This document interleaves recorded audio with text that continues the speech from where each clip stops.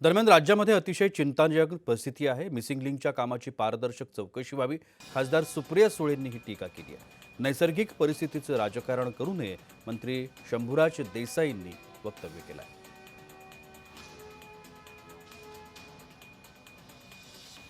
मला आधी तर वाटत होतं हे काहीतरी एआयचा उद्योग आहे, पण नंतर तुमच्याही चॅनल्सवर सगळ्यात पाहिलं, कारण का मला विश्वासच बसत नाही की ज्या मिसिंग लिंकचा एवढा मोठा कार्यक्रम झाला आणि अर्धा तास सगळ्यांचा वाचत होता।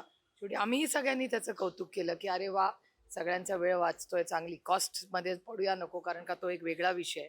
कारण का जेवढा निधी त्याच्यात टाकलाय आणि त्याच्यातून जो आउटकम आहे त्याच्यात मिसमॅच आहे, पण चला ठीक आहे, आता सगळ्यांची सोय झाली, त्याच्याबद्दल आम्ही सरकारला शुभेच्छा दिल्या। पण ज्या पद्धतीने मिसिंग लिंकचे व्हिडिओ येत आहेत हे अतिशय चिंताजनक आहे।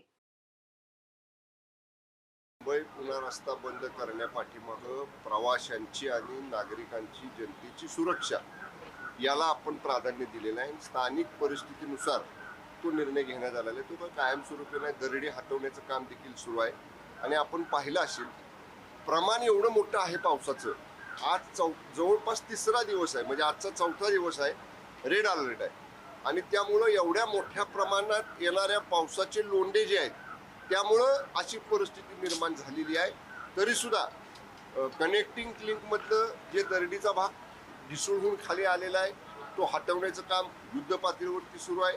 पण त्याच्यामध्ये मिसहॅप होऊ नये, त्याच्यामध्ये काही समजा तशाच प्रवासी वाहतूक चालू ठेवली तर काही धोका कोणाला प्रवाशांना वाहनांना होऊ नये म्हणून करता केलेली उपाययोजना आहे। याचं विरोधकांनी राजकारण बिलकुल करू नये।